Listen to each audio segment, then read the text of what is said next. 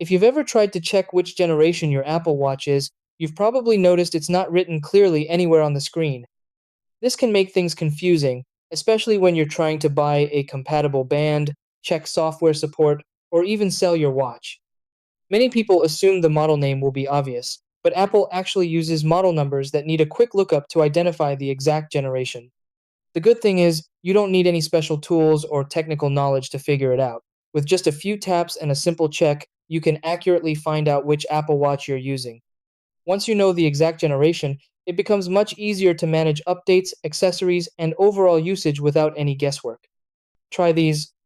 Step 1. Press the digital crown and open the Settings app on your Apple Watch. Step 2. Tap on General and then select About.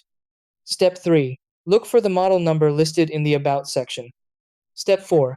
Tap on the model number once to reveal the full code, starting with A. Step 5. Use your iPhone or browser to search that model number to identify the exact generation. Step 6. Match the result to confirm your Apple Watch series and version.